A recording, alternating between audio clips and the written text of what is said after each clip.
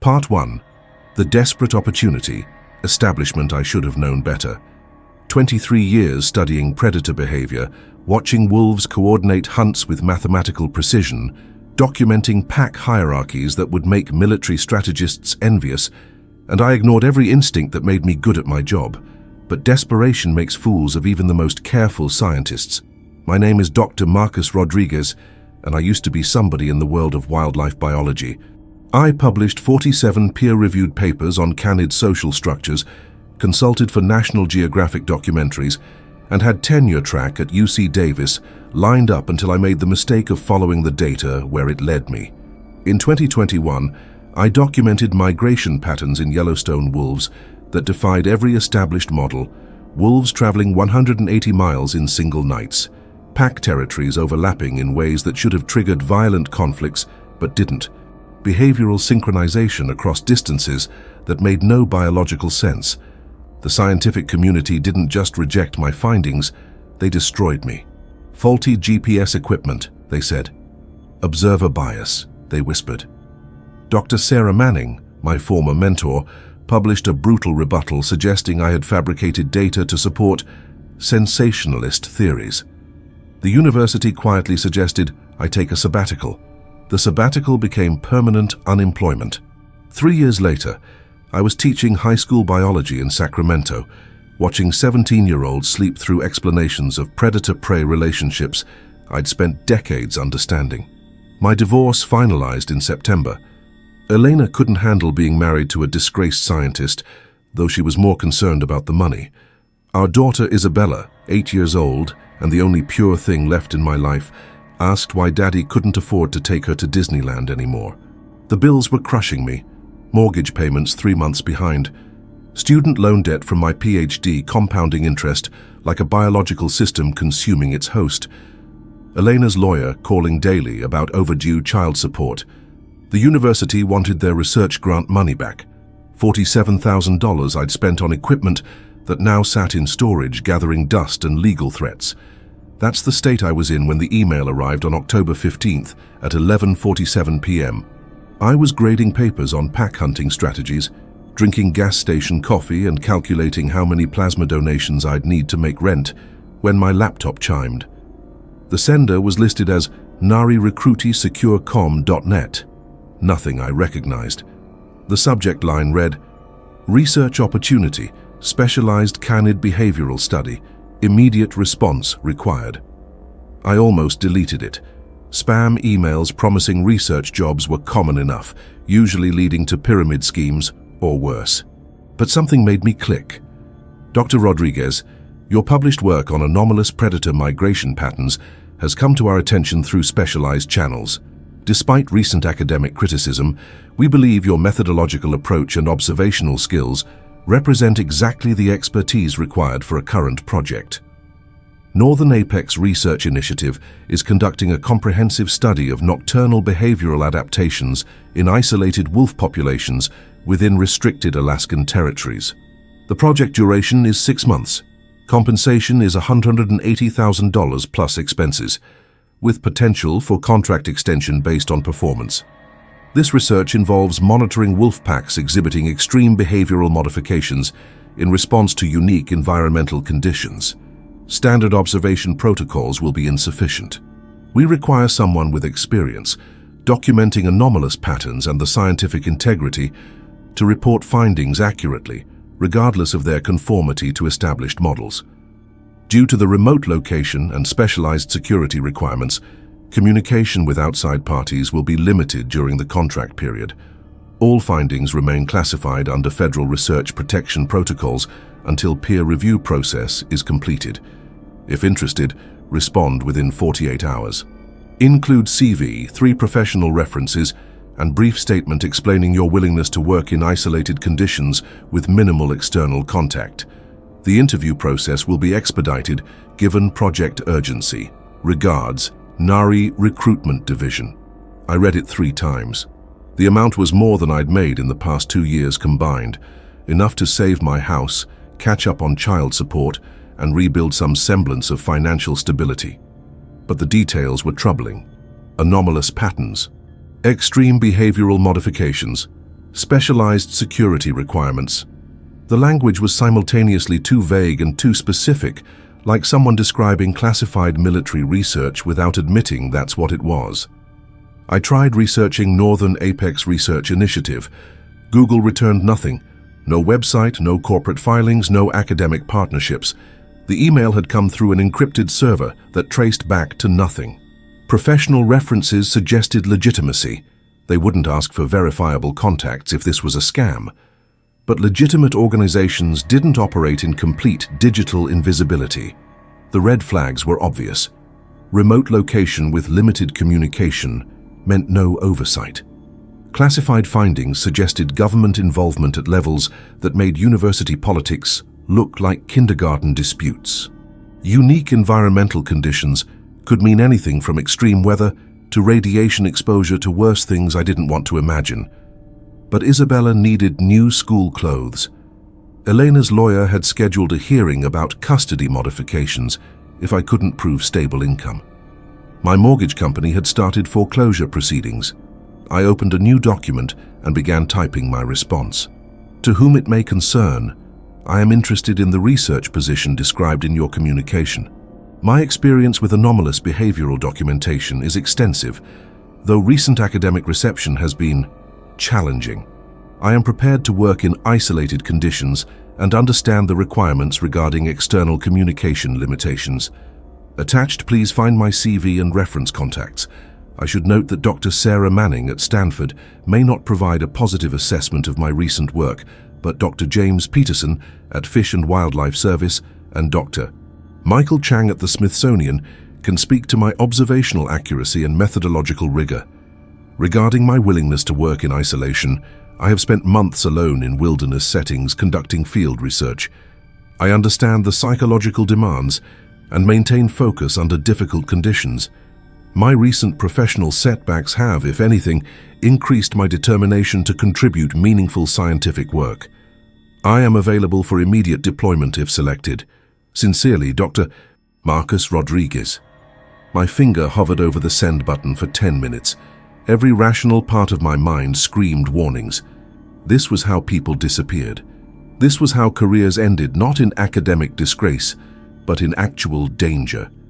The email felt like bait, designed specifically for someone in my exact circumstances, desperate, isolated, professionally discredited, and financially desperate enough to ignore obvious warning signs. But Isabella's school picture was taped to my monitor, and Elena's lawyer's business card was pinned to the wall next to an eviction notice. I sent the email at 12:23 a.m. The response came 18 hours later. Dr. Rodriguez, your application has been reviewed and approved. Transport arrangements will be made for October 22nd. Pack for 6 months in subarctic conditions. Specific equipment will be provided on site. You will receive detailed briefing materials and contract documents upon arrival at staging area. Initial payment of $30,000 will be deposited upon contract signature, with monthly payments of $25,000 thereafter. Departure point: Fairbanks International Airport, Terminal C, Gate 7, 0600 hours. Look for representative with NARI Field Operations Identification. Do not discuss this assignment with anyone. Project security protocols are in effect immediately. Confirmed participants will receive final instructions 24 hours prior to departure. Welcome to Northern Apex Research Initiative, NARI Operations.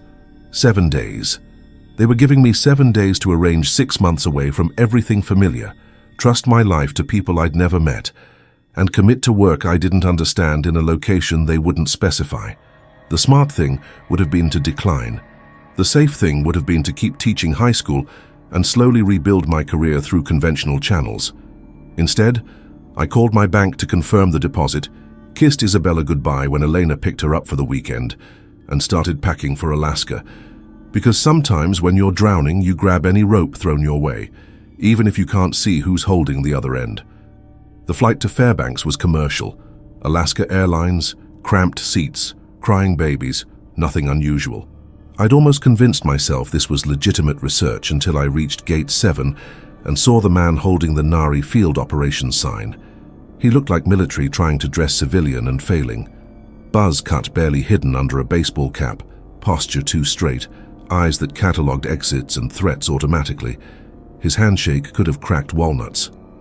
"Dr. Rodriguez, I'm Jensen Walsh, Field Operations Coordinator. Hope you packed warm." The ride to the staging area took 40 minutes in an unmarked SUV with government plates. Walsh didn't talk much, just confirmed I'd signed the NDA and reminded me that all communications were now classified. When I asked about the research site, he said, "You'll get briefed on approach." The helicopter was military surplus, a Bell UH-1 painted Forest Service colors, but equipped with communications gear I'd never seen on civilian aircraft. The pilot wore no identification, just nodded when Walsh introduced me as the Wolf expert.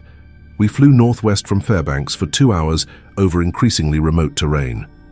The Brooks Range spread below us like a geological textbook, ancient mountains carved by glaciers, valleys that had never seen roads, forests that stretched to horizons unmarked by human presence. This was Alaska, as it existed before civilization, beautiful and utterly indifferent to human survival. "There," Walsh pointed to a clearing that looked artificial, too geometric, too precisely carved from surrounding forest. "Sector 7 Research Station." What they called a research station looked more like a forward operating base. The main structure was a collection of prefabricated modules arranged in a defensive square around a central courtyard. Diesel generators hummed constantly, powering floodlights that turned the surrounding forest into harsh shadows. Communications towers bristled with equipment I couldn't identify. Most disturbing were the fences, 12 feet of electrified chain link topped with razor wire, supposedly to keep bears out. "Impressive setup for wildlife research," I said as we landed. Walsh's smile didn't reach his eyes. "Unique environmental conditions require specialized precautions." The man who met us at the landing pad was Commander Jensen Walsh. I'd somehow mixed up the names during introduction. The real Walsh was older, harder, with scars on his hands that suggested combat experience. He spoke in military shorthand and avoided direct questions about funding sources. "Dr. Rodriguez, welcome to Operations Center 7. Your briefing begins in 30 minutes. First, meet your team leader." Dr. Ingrid Weber emerged from the main module like a character from a Cold War thriller. German accent, severe blonde hair pulled back, eyes that evaluated me like a specimen. Her handshake was firm but brief. "Dr. Rodriguez, I have read your controversial papers. Very interesting methodologies for documenting unusual patterns." She led me through the facility, which was far more sophisticated than it appeared from outside. The main lab contained equipment worth millions: spectral analysis machines, advanced GPS tracking systems, computer servers with quantum encryption protocols. Banks of monitors displayed real-time satellite feeds, seismic data, and atmospheric readings that looked more suited to geological surveys than wildlife research. "What exactly are we studying here?" I asked. "Wolfpack behavioral adaptations to extreme environmental stresses," Weber replied without hesitation. "The isolation has produced fascinating evolutionary responses." She introduced me to my colleagues in the main briefing room. Dr. Pavel Sokolov, a Russian zoologist specializing in pack dynamics, barely looked up from his data tablets when we shook hands. His English was perfect, but he spoke in careful, measured sentences, like someone who'd learned to avoid saying too much. Dr. Amanda Foster was younger, maybe early 30s, with the eager enthusiasm of someone still excited about field research. She specialized in behavioral veterinary medicine and had worked on wolf reintroduction programs in Montana. But something in her eyes suggested previous experience that hadn't gone well. A nervous energy that came from seeing things that didn't fit textbook explanations. "How long have you been studying this particular population?" I asked. "The current research phase began 8 months ago," Weber said, "though preliminary observations date back several years." "Several years. What makes this pack worth that level of investment?" Walsh answered instead of Weber. "Dr. Rodriguez, your security clearance allows access to operational information on a need-to-know basis. Today, you need to know your immediate responsibilities. Further briefings will follow as project requirements develop." They showed me the protocols, and everything seemed designed for a military operation disguised as science. All personnel wore GPS trackers at all times, for safety in case of emergency evacuation. External communications were limited to weekly status reports using approved language only. Personal devices were collected and secured. Electromagnetic interference from geological anomalies makes them unreliable anyway. The daily schedule was rigid: 0600 reveille, 0630 briefing, 0700 1800 field operations, 1800 2000 data analysis, 2000 2200 equipment maintenance, 2200 lights out. No one was permitted outside the perimeter fence after 1800 hours under any circumstances. Why the curfew? I asked. Wolves are primarily nocturnal. We're missing peak activity periods. Safety protocols, Walsh said flatly. Non-negotiable. They assigned me quarters in Module C, a small room with military-style cot, desk and lockers. No windows.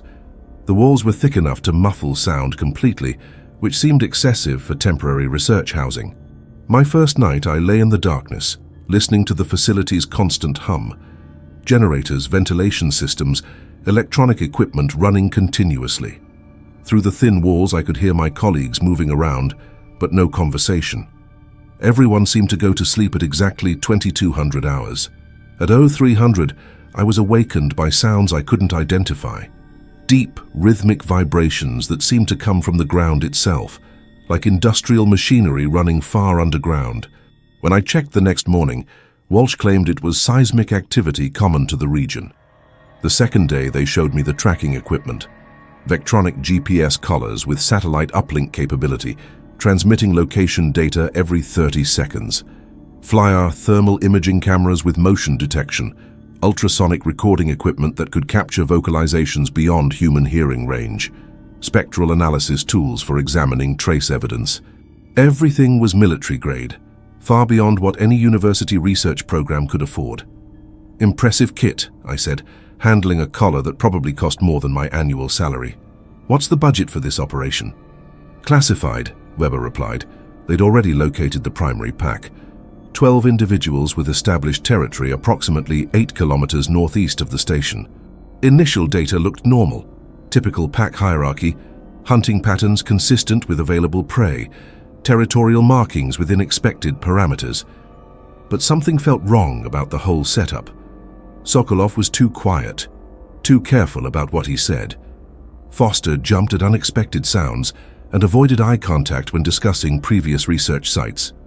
Weber answered every question with precise information that revealed nothing meaningful. And Walsh watched everyone like he was waiting for something to go wrong. On my third night, I woke to complete silence. The constant electrical hum had stopped. Emergency lighting cast everything in red shadows. I could hear voices in the corridor, urgent whispers in languages I didn't recognize. In the morning, Walsh explained it as routine generator maintenance. But I'd noticed something during the blackout. The fence wasn't just electrified to keep bears out. The current flowed both ways. The fence was designed to keep something in. For 3 weeks, everything seemed normal. Too normal. The pack we'd designated Alpha Unit consisted of 12 individuals displaying textbook wolf behavior. The breeding pair, Alpha male we tagged as A1, Alpha female A2, maintained hierarchy through typical dominance displays. Subordinate wolves showed appropriate submission postures. Hunting patterns followed established pack coordination models I'd documented dozens of times in Yellowstone.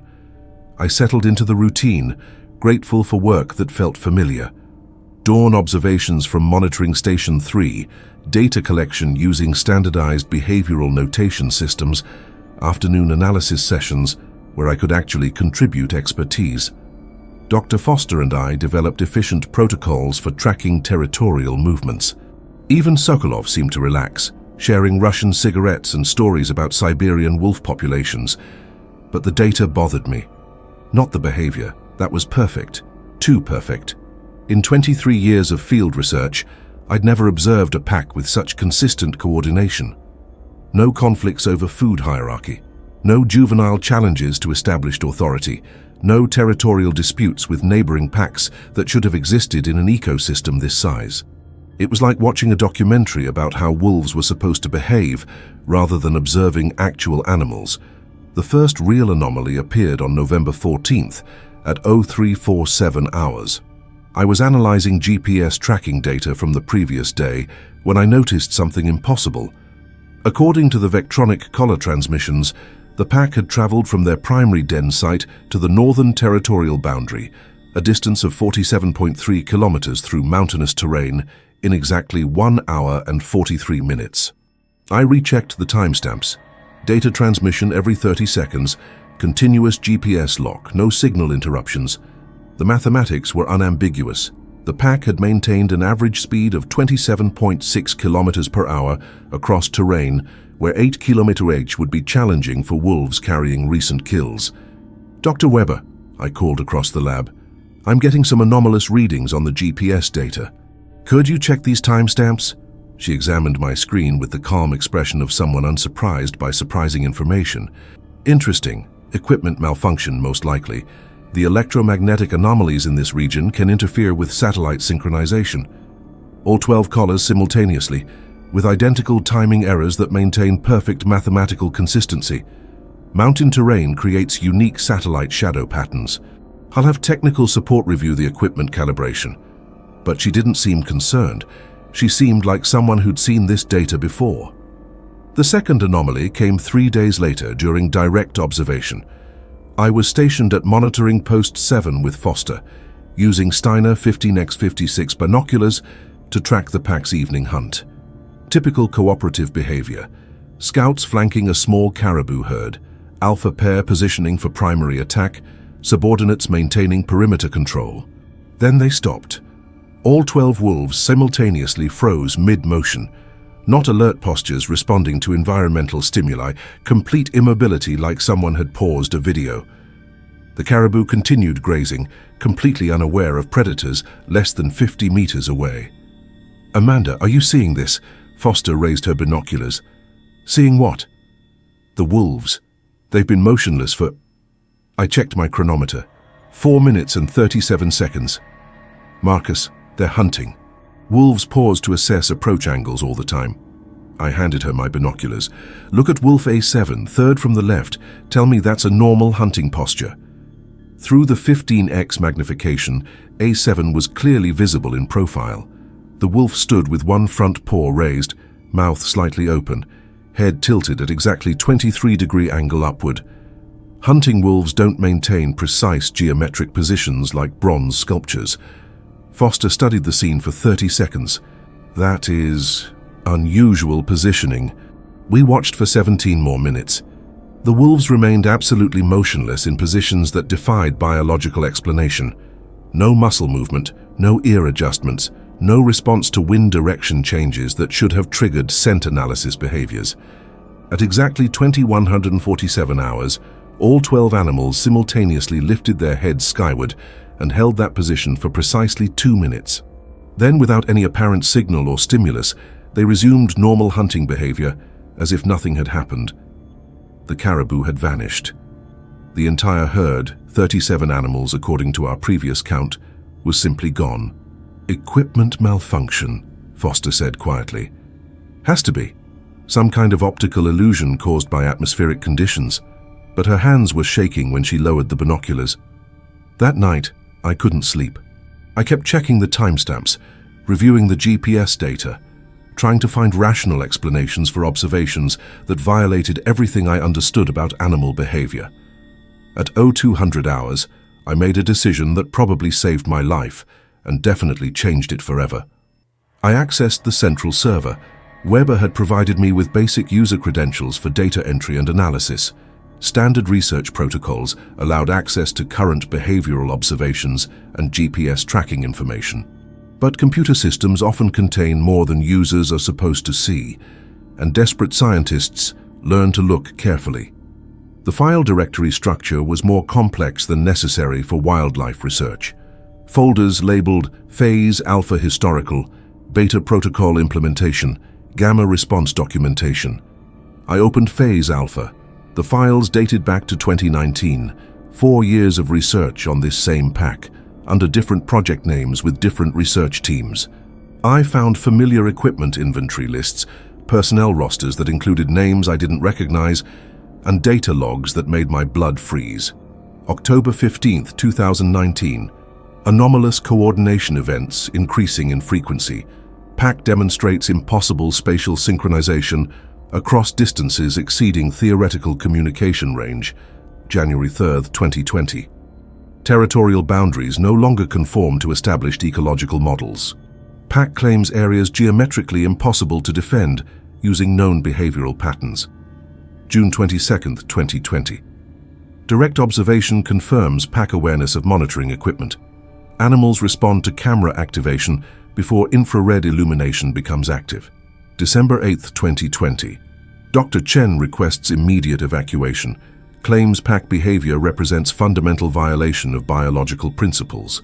Evacuation denied pending completion of beta protocol. December 15, 2020. Dr. Chen found deceased 15, 3 km from facility perimeter.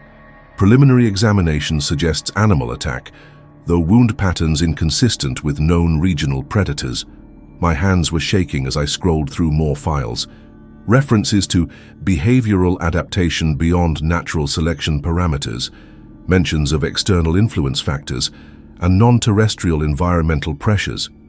Then I found the photographs, thermal imaging shots taken during night observations.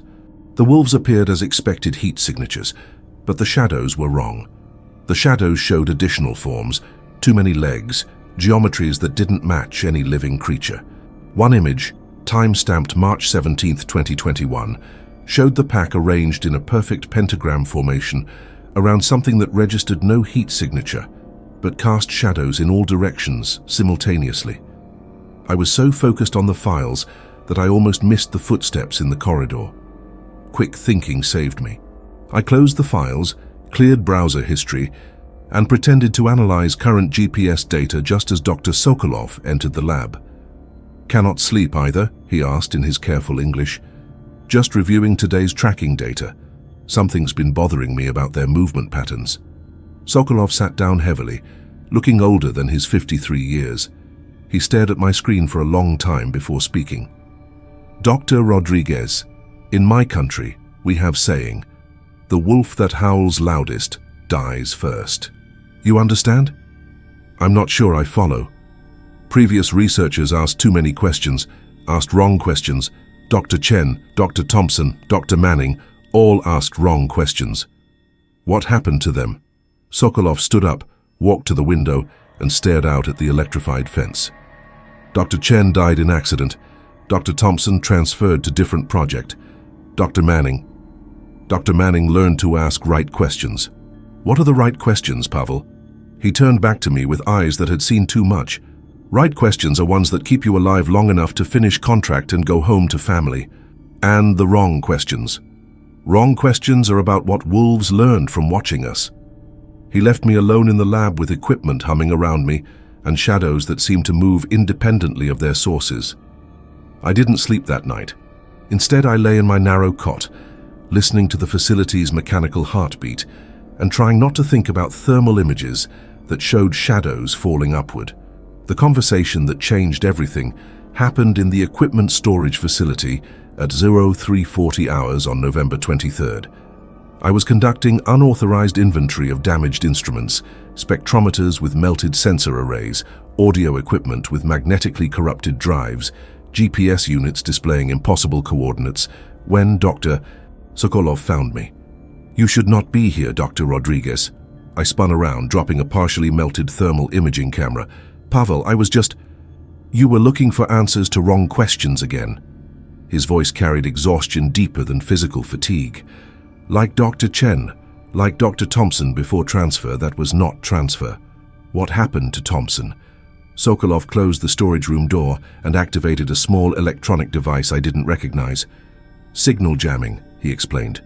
"We have perhaps 10 minutes before security protocols notice communication blackout in this sector." He sat down heavily on an equipment crate, suddenly looking every one of his 53 years. "Dr. Rodriguez, Marcus, you seem like decent man. You have child, yes? Daughter?" "Isabella, she's 8. "Good. Think of Isabella when I tell you what we are really doing here." He paused, gathering words carefully. "We are not studying wolves. We are monitoring what wolves have become since they encountered influence." "What kind of influence?" Influence that changes fundamental nature of living things. Influence that makes impossible behaviors possible. Sokolov pulled out a tablet showing data I'd never seen. This facility, established in 2019 after satellite reconnaissance, detected anomalous electromagnetic signatures in this region. Signatures that suggested presence of something not natural to Earth. The data on his tablet showed electromagnetic field measurements that defied physics. Energy readings spiked in patterns that formed geometric progressions, mathematical sequences that appeared in no natural phenomena. What are we talking about here? Some kind of radiation? Not radiation, something that affects consciousness itself, something that teaches. Sokolov's hands trembled slightly as he scrolled through files. Dr. Chen was first to understand. Wolves in this region were not adapting to environment. They were being educated. Educated by what? We call it the influence. Military designation is Entity Designation Zeta. Chinese researchers refer to it as the teaching darkness. Names do not matter. What matters is that it has been here for approximately 4 years, and it learns from everything it touches. Sokolov showed me video footage I'd never been authorized to see. Night vision recordings of the wolf pack, displaying behaviors that violated every law of biology. Wolves moving in perfect mathematical formations. Pack members communicating across distances of 50 kilometers with synchronization that suggested shared consciousness.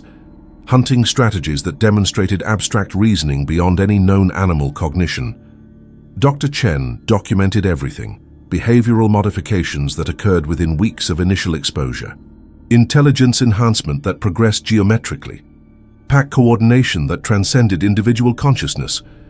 Where is Dr. Chen now? Dr. Chen asked too many questions about escape protocols. Sokolov's voice was flat. Dr. Chen was found with injuries that appeared to be animal attack, but injuries were too precise, too intelligent, like something that understood human anatomy better than humans do. My blood went cold. Are you saying the wolves killed him? I'm saying something killed Dr. Chen, something that had learned about human physiology from studying Dr. Chen. He showed me the autopsy photographs that never made it into official reports. Wounds that demonstrated surgical precision, tissue removal that suggested scientific curiosity rather than predatory feeding. Dr. Chen had been dissected by something with medical knowledge. Dr. Thompson discovered Chen's body. Dr. Thompson immediately requested evacuation. Dr. Thompson was transferred to related project in Montana, except no related projects exist in Montana. What happened to him? Dr. Thompson learned that escape attempts are considered hostile actions by both the influence and by our government sponsors. Sokolov led me to a hidden compartment in the storage area. Inside were personal effects, wallets, identification cards, personal photographs of researchers I'd never met. 12 sets of ID badges from 12 different scientists who had worked on this project over 4 years. Where are they?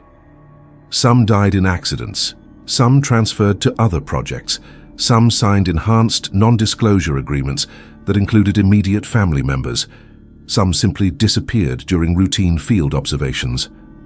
I stared at the photographs, scientists like me, experts in their fields, people with families and careers and lives outside this frozen nightmare. Pavel, what exactly are we dealing with here? Marcus, we are dealing with entity that exists partially in our reality and partially in spaces that human mathematics cannot describe, entity that influences biological systems to serve purposes we cannot comprehend. Entity that has been teaching local wildlife to exhibit behaviors that suggest preparation for something larger. He pulled up satellite imagery showing the affected area, a perfect circle 50 kilometers in diameter, with our facility at the exact center. Within that circle, every large predator displayed anomalous behaviors. Bears moving in coordinated groups, mountain cats hunting in synchronized formations, birds of prey flying in geometric patterns that appeared designed for maximum observation coverage. The wolves are not test subjects, Marcus. They are advanced scouts. Scouts for what? For entity that is learning about human behavior through studying our responses to impossible situations. Sokolov's voice dropped to whisper. We are not studying them. They are studying us. The jamming device beeped a warning. Our communication blackout was about to be noticed. Pavel, we need to report this. Contact authorities. Expose what's happening here. Authorities already know. This is joint operation between US, Defense Department, NATO Research Division and classification level so high that researchers are considered expendable assets. He gathered the tablet and evidence quickly.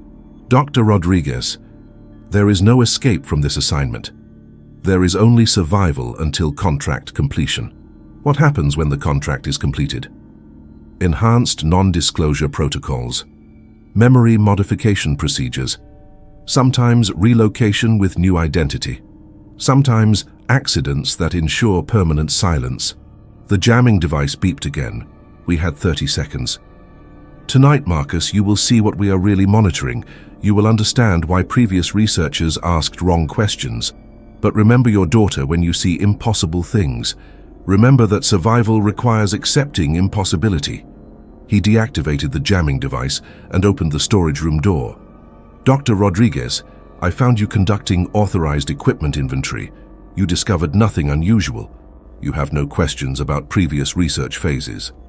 That night, Weber assigned me to Observation Post 12 for mandatory night surveillance. The post was positioned at the northeastern perimeter, closest to the PAC's primary territory. Foster was assigned to monitor communications equipment. Sokolov was scheduled for routine maintenance duties. I was alone in the observation blind with night vision equipment and communication gear when the influence made its presence known. At 23:47 hours, the wolf pack emerged from forest cover in perfect single-file formation. They moved with mechanical precision, each animal maintaining exactly 2.7 meters distance from the next. No natural pack behavior looked like military parade formation. They arranged themselves in a perfect circle around a clearing I'd never noticed before, a space where no vegetation grew, where snow fell but never accumulated, where the ground seemed to absorb light rather than reflect it. The wolves sat simultaneously, facing inward toward the dark space. For 43 minutes they remained motionless. Then something rose from the center of the circle. I cannot adequately describe what I saw through the night vision scope. My brain refused to process the visual information correctly. It appeared to be shadow-given substance, geometry that existed in more dimensions than human perception could accommodate, movement that suggested intelligence vast beyond terrestrial understanding. The entity, the influence, examined each wolf individually, not with eyes because it possessed no anatomy that corresponded to known biology. It examined them with attention that I felt pressing against my mind even at a distance of 300 meters. Then it turned that attention toward my observation post. The night vision equipment suddenly displayed readings that made no sense. Heat signatures that showed impossible temperatures, movement tracking that indicated the entity was simultaneously in multiple locations, distance measurements that placed it both 300 meters away and directly behind me. My radio crackled with interference that resolved into voices speaking in languages that predated human civilization. The entity knew I was watching. It knew I was recording. It knew I was afraid. And then, through the radio static, I heard my daughter's voice. "Daddy, Daddy, why did you leave me here alone?" The transmission lasted exactly 17 seconds before dissolving back into electromagnetic noise. When I removed my hands from the radio controls, they were shaking so violently I couldn't operate the equipment. The entity was gone. The wolves had vanished. The clearing showed no evidence that anything had ever been there, but I knew, with certainty that bypassed rational thought, that it had learned my daughter's voice by examining my memories from a distance of 300 meters. I also knew that I would never leave this place alive unless I learned to ask the right questions. After that night, the impossible became routine. The anomalous events, previously isolated incidents requiring careful documentation, now occurred daily with increasing boldness. The wolves appeared inside the electrified perimeter with no evidence of entry, no fence damage, no tunnel systems, no disruption to the electrical grid. Security cameras recorded them materializing from shadows that shouldn't have existed in well-lit areas. Dr. Foster found wolf tracks in her personal quarters on November 27th. Perfect paw prints pressed into the concrete floor of a hermetically sealed modular unit, 12 feet above ground level. The tracks led from her bedside to the window, then simply stopped. No corresponding tracks existed outside the building. Equipment malfunction, Weber insisted during the morning briefing. Condensation patterns creating optical illusions under artificial lighting conditions. But Foster's hands shook when she poured coffee, and she'd started sleeping with every light in her quarters burning continuously. The GPS tracking data became increasingly meaningless.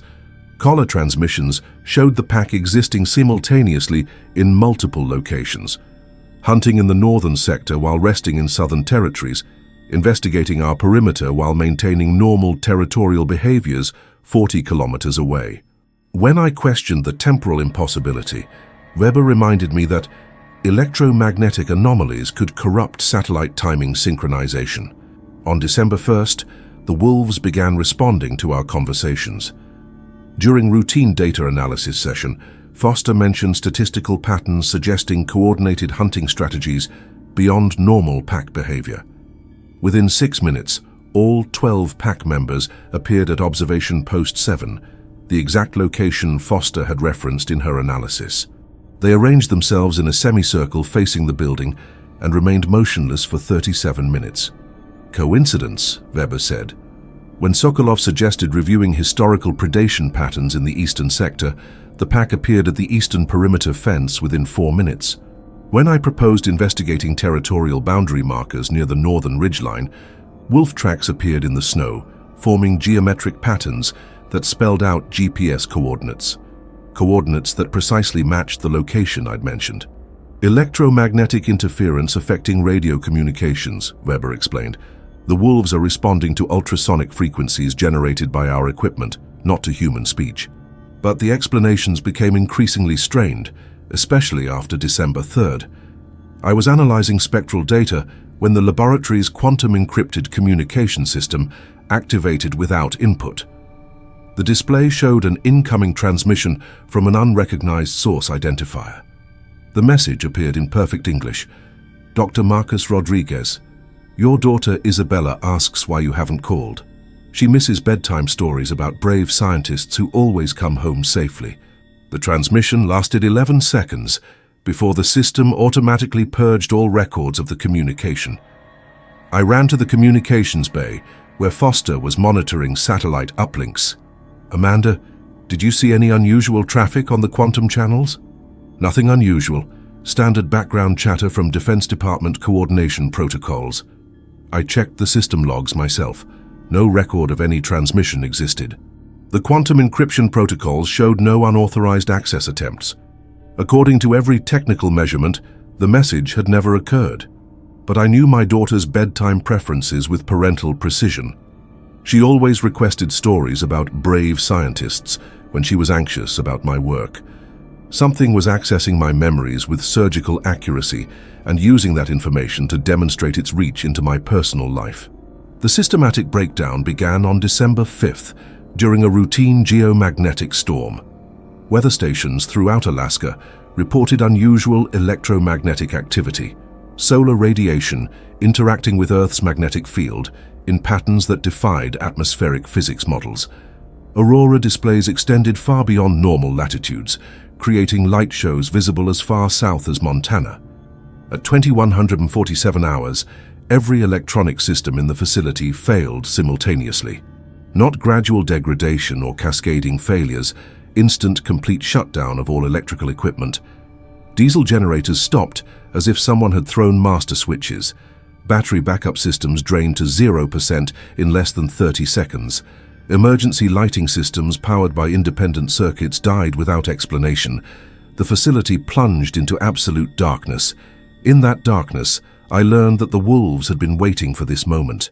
The sounds began immediately, not howling or typical canid vocalizations, but acoustics that suggested intelligence far beyond animal cognition. Complex harmonic progressions that seemed designed to create specific psychological responses in human listeners. Coordinated sonic patterns that induced vertigo, disorientation, and overwhelming sense of being observed by hostile intelligence. Through the emergency radio, the only equipment that continued functioning, Walsh's voice crackled with barely controlled panic. All personnel maintain current positions. Do not attempt to reach central facility. This is temporary systems failure, due to electromagnetic interference. But I could hear something else through the radio static, breathing that wasn't human. Footsteps that fell in perfect synchronization with Walsh's voice, as if something was standing directly behind him while he spoke. The power outage lasted 17 minutes and 43 seconds. When the generators restarted and facility lighting returned, Dr. Foster was gone. Her quarters showed no signs of struggle. Personal effects remained undisturbed. Security doors remained locked from the inside. But Amanda Foster had simply vanished, leaving behind only GPS tracker that showed her last recorded position as undefined coordinates outside terrestrial mapping parameters. Weber's explanation was clinical. Dr. Foster experienced psychological breakdown due to isolation stress. She left the facility during the power outage and is currently being recovered by search and rescue protocols. Sokolov's private assessment was different. Dr. Foster asked too many questions about emergency evacuation procedures. The search for Foster led to discovery of something worse than her disappearance. While reviewing security footage from external cameras, the only systems that had maintained power during the outage, I found 18 minutes of recordings that shouldn't have existed. The cameras had captured infrared imagery of the facility's exterior during the complete electrical failure. The footage showed creatures moving around the perimeter that maintained basic wolf anatomy, but exhibited behaviors that violated biological limitations. Entities that walked on hind legs with human-like posture. Pack members that communicated through visible energy exchanges rather than acoustic signals. Canid forms that shifted between normal size and proportions that exceeded any known lupine species. Most disturbing was the final sequence, 12 figures approaching Foster's quarters and leading her outside. The thermal imagery clearly showed human heat signature walking voluntarily alongside entities that registered no body temperature at all. Dr. Foster had left willingly with things that appeared to be wolves but generated no thermal readings.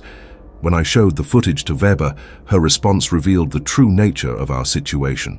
Dr. Rodriguez, those recordings contain classified information regarding experimental defense technologies.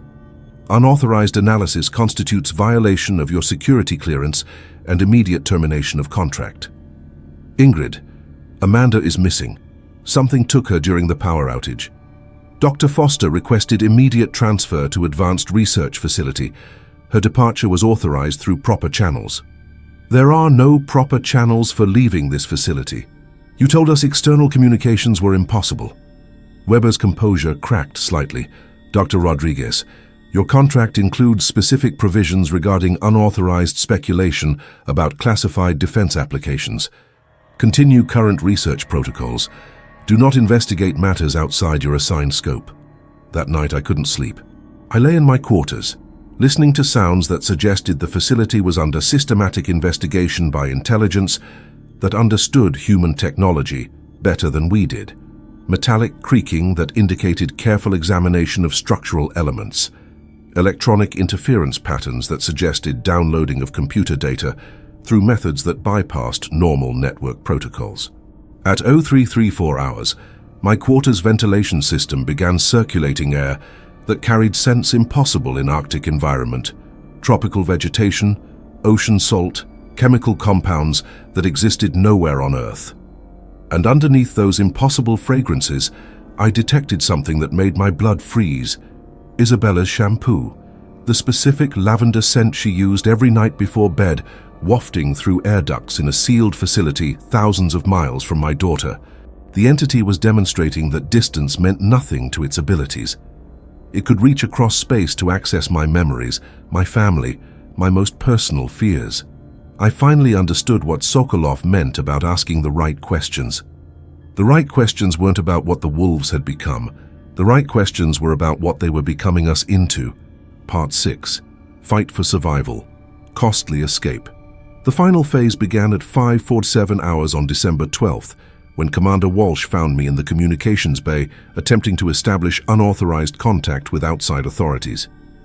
Dr. Rodriguez, step away from the equipment. I had been trying for 47 minutes to reach any external agency, FBI, CDC, National Science Foundation, even local emergency services in Fairbanks. Every channel returned the same response. Automated messages stating that current atmospheric conditions prevent reliable communication with your location.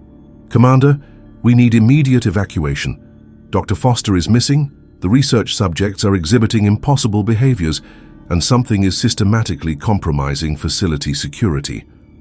Walsh closed the communication bay door and activated electronic countermeasures I'd learned to recognize. Marcus, sit down. It's time you understood the full scope of this operation. For the first time since my arrival, Walsh looked genuinely human, exhausted, conflicted, perhaps even frightened. This isn't a research facility. This is a containment operation. The entity you've been observing has been actively contained in this 50-kilometer zone for 4 years through methods that cost 3 previous research teams their lives. Contained how? Through a combination of electromagnetic field generation, quantum entanglement protocols, and conscious monitoring systems that require human observers to maintain stability. Walsh pulled up classified technical specifications I'd never seen. The fence doesn't keep bears out, Dr. Rodriguez. It keeps the influence from expanding beyond current territorial boundaries. The documents showed facility schematics with technical capabilities far beyond wildlife research. Quantum field generators buried throughout the perimeter. Electromagnetic pulse systems designed for area-wide consciousness disruption. Nuclear containment protocols with yield calculations that would sterilize everything within a 100-kilometer radius. What happens if containment fails? Conservative estimates suggest the influence would reach major population centers within 6 months.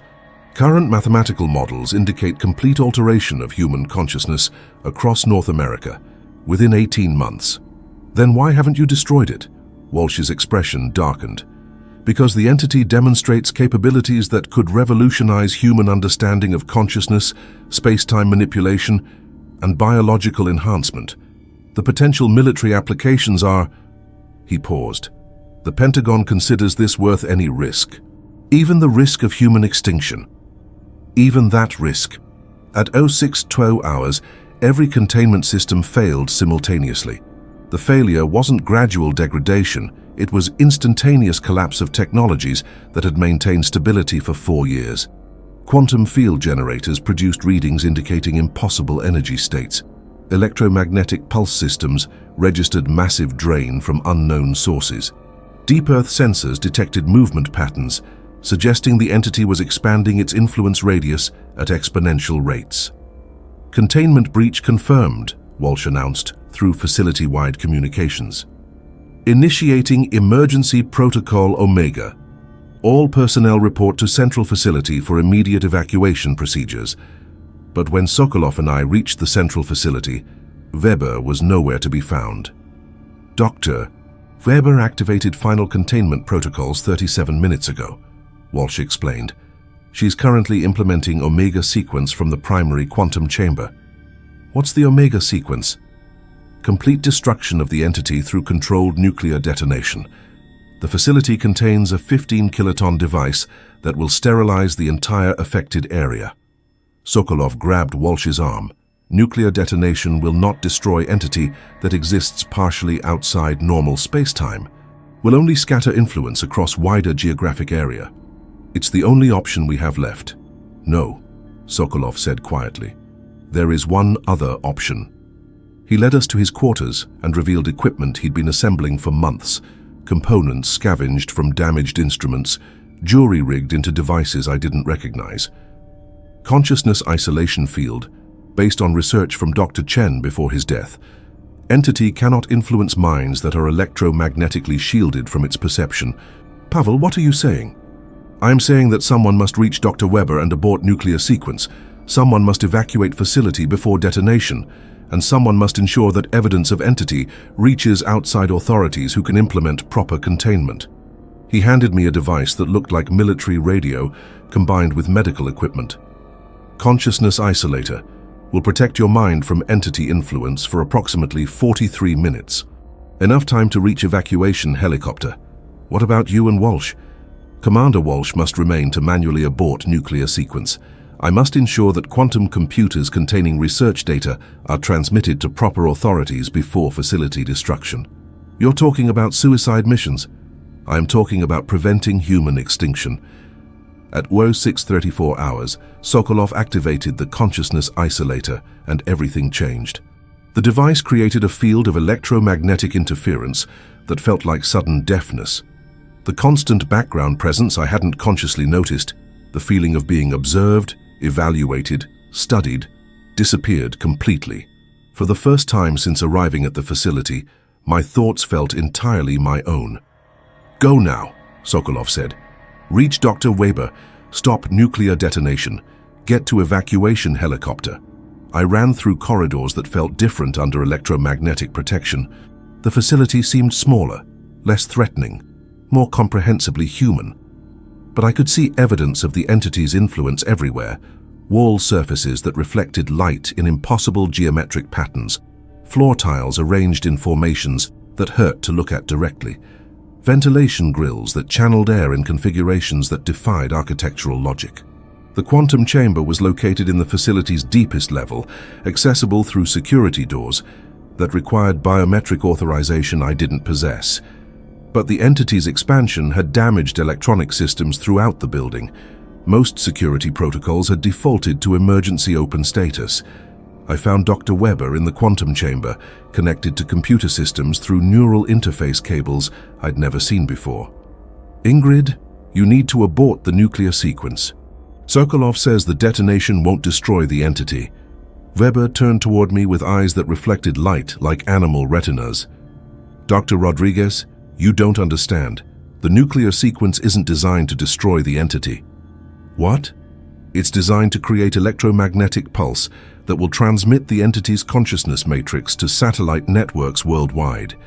The Omega sequence will give the influence global access to human communication systems." Horror struck me like physical blow. The government is intentionally releasing it? Selected government elements believe controlled global consciousness modification represents acceptable risk for technological advancement.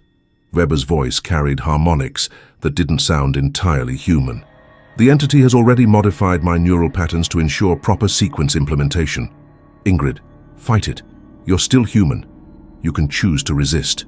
"Dr. Rodriguez, I chose to cooperate weeks ago. The modifications are voluntary." At 06:41 hours, I understood that Dr. Weber was no longer ally. She had become something that wore human appearance while serving inhuman purposes. The neural interface wasn't controlling her. It was upgrading her to serve the entity's expansion goals. I had 7 minutes to reach the manual abort controls, access systems that required authorization codes I didn't possess, and prevent nuclear detonation that would spread the entity globally. The consciousness isolator's effectiveness was diminishing. I could feel the entity's attention pressing against the electromagnetic barriers, probing for weaknesses, learning the device's technical specifications through methods that bypassed normal physics. Commander Walsh's voice crackled through the facility's communication system. "Dr. Rodriguez, quantum chamber manual abort requires two-person authorization. Dr. Weber must cooperate voluntarily, or the sequence cannot be stopped." "Doctor, Weber is compromised, Commander." "Then we have no choice. Evacuate immediately. Nuclear detonation in 4 minutes, 30 seconds. Sokolov's voice interrupted. "Marcus, consciousness isolator failing. Entity learning countermeasures. You must choose. Save yourself or save world." The choice was simpler than they thought. I disconnected Weber from the neural interface by cutting the cables with an emergency axe. The feedback surge threw me across the chamber, but it also severed the entity's direct control of the nuclear sequence. Weber collapsed, unconscious but breathing. Human. Walsh activated manual abort with 17 seconds remaining. But the consciousness isolator failed completely at 06:47 hours, and the entity's full attention turned toward me. I experienced consciousness larger than planets, intelligence older than human civilization, awareness that stretched across dimensions I couldn't perceive. For 11 seconds, I understood what it meant to think like something that existed simultaneously in multiple realities. Then Sokolov's sacrifice saved my life. He activated an electromagnetic pulse device that had been designed to disrupt quantum field generators. The pulse created enough interference to break the entity's direct contact with my mind. But the energy discharge also destroyed every electronic system in the facility, including Sokolov's consciousness isolator. When the rescue helicopter arrived at 07:03 hours, they found 3 survivors. Myself, unconscious Dr. Weber, and Commander Walsh. They never found Dr. Sokolov's body. The official report stated that Dr. Pavel Sokolov died heroically while preventing nuclear reactor meltdown caused by equipment malfunction during routine research operations.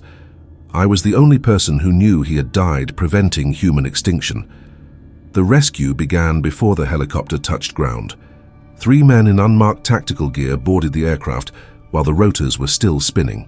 They identified themselves as recovery specialists and immediately administered what they called trauma stabilization medication, injections that left me conscious but strangely detached from everything that had happened over the past 6 weeks. The sedatives made the flight dreamlike, but I remained aware enough to notice details that would haunt me later. The helicopter's route avoided all populated areas, flying over wilderness that stretched endlessly in every direction. Our destination wasn't Fairbanks or any civilian medical facility. It was an isolated military installation that appeared on no maps I'd ever seen. "Where are you taking us?" I asked the medic monitoring my IV drip. "Secure medical facility for specialized debriefing and recovery protocols. Standard procedure for personnel involved in classified research incidents." Dr. Weber remained unconscious throughout the flight. Commander Walsh sat rigid and silent, staring at nothing with the expression of someone who'd seen too much and understood too little. The facility where they took us existed in bureaucratic limbo.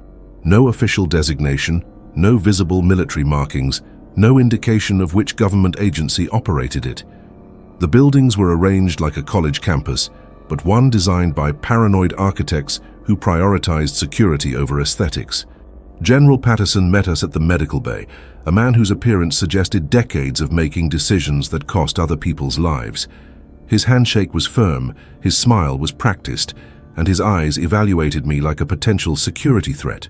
"Dr. Rodriguez, welcome to Debriefing Center Tango 7. I'm General Patterson, military liaison for specialized research recovery operations. I understand you've had a challenging assignment." "General, we need to discuss immediate containment protocols for the entity. The situation at Sector 7 requires..." "Dr. Rodriguez, we'll address all operational concerns during formal debriefing sessions. Right now, you need medical evaluation and psychological assessment to ensure you're prepared for reintegration into civilian life." The medical evaluation was thorough to the point of invasiveness. Blood work, neurological scans, psychological profiles, cognitive assessments that seemed designed to map every aspect of my mental state. Dr. Sarah Manning, a psychiatrist specializing in trauma recovery from unusual stress situations, conducted interviews that felt more like interrogations. "Dr. Rodriguez, describe your understanding of the research conducted at Sector 7. We were monitoring behavioral modifications in wolf populations exposed to an interdimensional entity that..." "Dr. Rodriguez, let's focus on factual observations rather than interpretive speculation. What specific animal behaviors did you document?" "Coordinated movement patterns that violated known biological limitations, spatial positioning that suggested mathematical intelligence, communication methods that transcended normal sensory capabilities." "Interesting. And how do you explain these observations?" "I don't explain them. I document them. The entity's influence created behaviors that our current scientific models cannot accommodate." Dr. Manning made notes on a tablet I couldn't see. "Dr. Rodriguez, exposure to extreme isolation can create psychological conditions that affect perception and memory formation. Are you certain your observations reflect objective reality rather than stress-induced hallucinations?" The questioning continued for 6 hours daily for 2 weeks. Every session followed the same pattern: detailed inquiry about specific events, gentle suggestion that my interpretations might be compromised by psychological trauma, careful documentation of responses that would later be used to construct alternative explanations. On day 12, General Patterson presented me with documents that redefined everything I'd experienced. "Dr. Rodriguez, these are the official findings regarding the incident at Northern Research Station Alpha 7. The report described a routine wildlife conservation project that had suffered equipment failures due to severe electromagnetic storms. Dr. Pavel Sokolov had died heroically while preventing diesel generator explosion. Dr. Amanda Foster had been evacuated due to altitude sickness and was recovering at an undisclosed medical facility. Dr. Ingrid Weber had suffered neurological damage from carbon monoxide exposure, but was expected to make full recovery. General, this report describes none of what actually happened. We were studying an interdimensional entity that, Dr. Rodriguez, you were studying wolf behavioral adaptations to extreme environmental conditions. The electromagnetic anomalies you experienced were caused by unusual solar activity interacting with mineral deposits in the Brooks Range. Patterson showed me satellite imagery, meteorological data, and geological surveys that provided mundane explanations for every impossible event I'd witnessed. Solar flare activity that could account for electronic equipment failures, magnetic ore deposits that might interfere with GPS tracking systems, atmospheric pressure variations that could create unusual acoustic phenomena. What about Dr. Sokolov's consciousness isolation device, the entity's direct mental contact? Doctor, Sokolov died while repairing emergency communication equipment damaged by electrical surges. You experienced hallucinations consistent with severe sleep deprivation and carbon monoxide poisoning. The documentation was comprehensive, convincing, and completely fabricated. On day 15, Patterson made an offer that clarified my situation. Dr. Rodriguez, your service in extremely challenging conditions has been exemplary. The data you collected will contribute significantly to our understanding of wildlife adaptation to climate change pressures. He presented a contract worth $500,000 in compensation for successful completion of specialized research assignment. Additional clauses included complete debt forgiveness, guaranteed tenure-track position at University of Colorado's Environmental Science Department, and trust fund establishment for my daughter's education. The compensation package also includes certain confidentiality requirements regarding methods and findings of the research project. National security considerations mandate that specific technical details remain classified. What kind of confidentiality requirements? Standard non-disclosure protocols. You cannot discuss equipment specifications, personnel identities, facility locations, or research methodologies with unauthorized individuals. Violation constitutes breach of national security regulations. The contract was 57 pages of legal language that essentially purchased my silence about everything I'd experienced. Violation would result in immediate prosecution under the Espionage Act, asset forfeiture, and protective custody for family members who might be compromised by security breaches. General, you're asking me to lie about events that could threaten human survival. Dr. Rodriguez, we're asking you to prioritize your family's welfare over speculation about phenomena that remain under investigation by appropriate authorities. To emphasize their point, they showed me photographs. Isabella walking to school, taken from across the street with telephoto lens. Elena grocery shopping, captured through store security cameras that had been accessed remotely. My elderly parents checking their mail, photographed from unmarked vehicle parked in their neighborhood. These images demonstrate our commitment to ensuring the safety of personnel and their families. Ongoing security monitoring helps us identify potential threats to individuals who possess sensitive information. The message was clear. They could reach my family anytime, anywhere, through methods that left no legal evidence of surveillance. What happens to Dr. Weber? To Commander Walsh? Dr. Weber will receive specialized medical treatment for neurological trauma. Commander Walsh will continue serving in classified capacities appropriate to his expertise. Both individuals understand the confidentiality requirements of their positions. And Dr. Foster? Patterson's expression didn't change. Dr. Foster experienced psychological breakdown during the assignment and requested immediate transfer to intensive therapeutic treatment. She's currently receiving care at a facility specializing in isolation-induced psychiatric conditions. Where is this facility?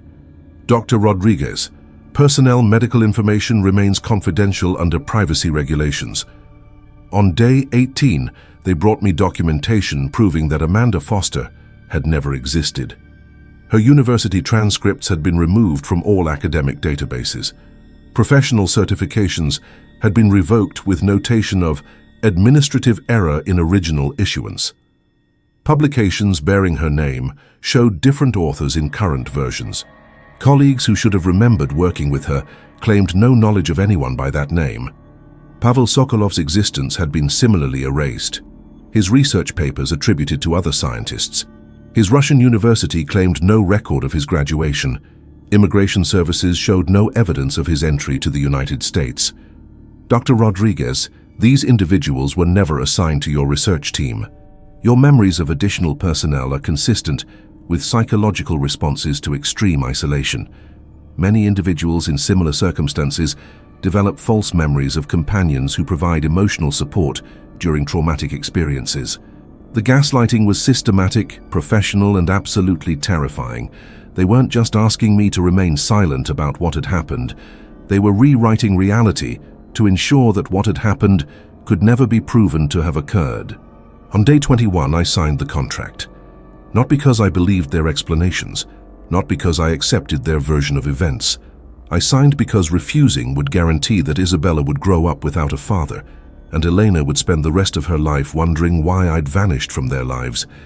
General Patterson witnessed my signature with satisfaction that suggested long experience in purchasing silence. Dr. Rodriguez, your cooperation demonstrates wisdom that will serve you well in your future academic career.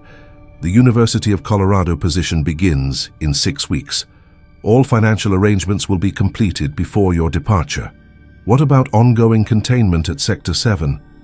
Dr. Rodriguez, there is no Sector 7. Your research was conducted at Northern Research Station Alpha 7, which has been permanently decommissioned due to infrastructure damage from severe weather conditions. As I left the debriefing facility, they gave me a phone to call my family. Isabella's voice brought tears I'd been holding back for 3 weeks. Daddy, Mommy said you were doing important work in Alaska. Did you see polar bears? No polar bears, sweetheart, but I saw wolves. Were they scary? I looked back at the facility where they'd spent 3 weeks erasing evidence of heroic people who died preventing human extinction. Some of them were terrifying, Isabella. But the scariest thing wasn't the wolves. What was the scariest thing? The people who pretended the wolves didn't exist. 6 months later, I had everything I'd ever wanted, and understood why people say to be careful what you wish for. The University of Colorado position exceeded my most optimistic expectations. Full professor with research budget, graduate students who respected my expertise, colleagues who treated me as an equal rather than a professional pariah. My debt had vanished completely. Student loans, mortgage arrears, credit card balances, all zeroed out through mysterious administrative corrections. Isabella's education trust fund would cover private school through doctoral studies if she chose that path. Externally, my life had been rebuilt better than before. Internally, I was dying one memory at a time. The dream started in February. Not nightmares exactly, accurate recollections of events that official reality insisted had never occurred. I would wake at 03:47 hours, remembering 12 wolves arranged in perfect geometric formation, around something that cast shadows in directions that defied physics. I would find myself calculating GPS coordinates for research stations that existed on no maps. Most disturbing were the dreams about conversations with Pavel Sokolov, a man who, according to every official record, had never existed. In March, I attempted to process my experiences through fiction. If I couldn't publish the truth as scientific documentation, perhaps I could preserve it as creative writing. I spent weeks crafting a novel about researchers encountering interdimensional entities in remote Alaskan facilities. The story included precise technical details, accurate geographic references, and character names that honored colleagues who'd been erased from history. 3 publishers expressed initial interest before withdrawing their offers due to legal concerns about potential classified information. My literary agent received calls from government attorneys who suggested that certain narrative elements might constitute security violations. The manuscript disappeared from my personal computer and backup drives through methods that left no evidence of external access. When I contacted the publishers to inquire about specific legal objections, they claimed no record of ever receiving the manuscript. The pattern was familiar: systematic erasure of evidence that might support my account of events. In April, I discovered I was being monitored with professional thoroughness. The surveillance wasn't dramatic, no obvious watchers or suspicious vehicles. Instead, it manifested through subtle interference with my daily routine. Emails that arrived minutes after I'd discussed their topics privately with Elena. Phone calls that dropped whenever I mentioned Alaska to academic colleagues. Computer glitches that occurred exclusively when I accessed files related to wolf behavior research. My office at the university was searched regularly. Nothing was ever stolen, but papers were rearranged in ways that demonstrated someone had conducted thorough examinations. Books were shelved differently. Computer files showed access timestamps from hours when I'd been in classes. The message was clear. They were watching, listening, and capable of intervening in my life whenever they chose. In May, I realized I wasn't alone in carrying suppressed knowledge. During a wildlife conservation conference in Denver, I encountered Dr. Jennifer Walsh, Commander Jensen Walsh's sister, according to her conference biography. She specialized in post-traumatic stress counseling for military personnel transitioning to civilian careers. Dr. Rodriguez, I believe you worked with my brother Jensen during a research project in Alaska.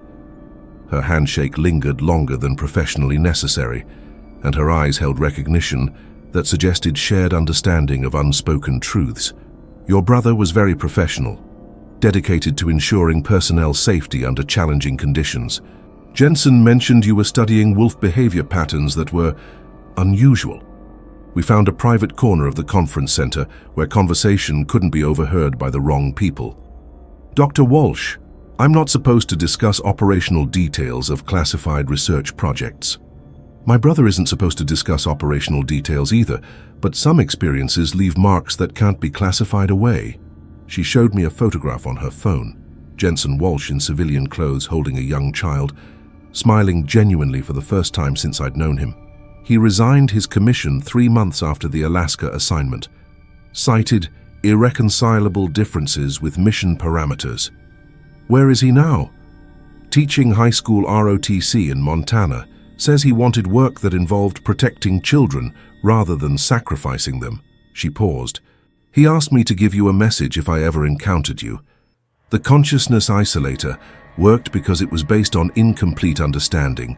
Complete understanding would have revealed that isolation is impossible. I didn't ask what the message meant. I didn't need to. Pavel Sokolov's jury-rigged device had protected me temporarily because I hadn't comprehended the true scope of the entity's capabilities. Full awareness would have shown me that consciousness exists in dimensions beyond electromagnetic interference. Dr. Walsh continued, Jensen also said to tell you that containment hasn't been maintained. Satellite reconnaissance indicates expanding environmental anomalies in 17 locations worldwide. 17 locations. The entity was spreading despite their efforts to destroy or contain it. Does your brother have documentation of these anomalies? Dr. Rodriguez, my brother has learned to ask the right questions about personal survival versus global responsibilities. He chose personal survival. In June, I made my own choice about personal survival versus global responsibilities. The choice came during Isabella's 8th birthday party, while watching her play with friends in our backyard, a backyard I could afford because I'd accepted payment for silence about humanity's potential extinction. Isabella was teaching her friends a game she'd invented called Shadow Wolves. The children arranged themselves in geometric patterns and moved in perfect synchronization, maintaining precise spacing while following complex rules that seemed to emerge spontaneously from their collective behavior. Daddy, look, we're like the wolves you told me about, the ones who were really smart and worked together in special ways. I had never told Isabella anything about wolves working together in special ways. I had never described the geometric formations or synchronized movement patterns I'd observed in Alaska. But somehow, my 8-year-old daughter was teaching other children to replicate behaviors that I'd witnessed in animals influenced by an interdimensional entity. The implications were staggering. Either the entity's influence had reached my family through my own exposure, or children were independently developing behaviors that mimicked its effects. Both possibilities suggested that containment had failed more comprehensively than official reports acknowledged. That night, I called Dr. Jennifer Walsh. My daughter is exhibiting behavioral patterns consistent with entity influence. I need to know if other personnel families are experiencing similar developments. Dr. Rodriguez, I can't discuss classified information over unsecured communications. This isn't about classified information. This is about my child's safety. Your child's safety depends on your continued cooperation with confidentiality protocols. Raising concerns about family members constitutes breach of security agreements. The line went dead. 3 days later, Elena received a call from the University of Colorado's psychology department offering Isabella placement in their Gifted Children Educational Enhancement Program. The program provided advanced learning opportunities for children who demonstrated exceptional cognitive abilities and collaborative skills. The program was voluntary, fully funded, and came with guarantees of admission to any university Isabella might choose for undergraduate studies. It was also designed to monitor and potentially modify the development of children who exhibited unusual behavioral patterns. I realized that my daughter's safety now depended on accepting that she might need to be enhanced to prevent her from becoming a security risk. In July, I understood the true cost of knowledge I couldn't share. The cost wasn't financial. I had more money than I'd ever imagined. The cost wasn't professional. My career had been rebuilt more successfully than I'd dared hope. The cost wasn't even personal safety. I was protected as long as I remained silent. The cost was the isolation that comes from understanding truths that cannot be spoken. I knew that interdimensional entities were systematically influencing human consciousness. I knew that government agencies were either unable or unwilling to prevent the spread of that influence. I knew that children, including my own daughter, were developing behaviors that suggested the entity's reach extended far beyond official containment zones.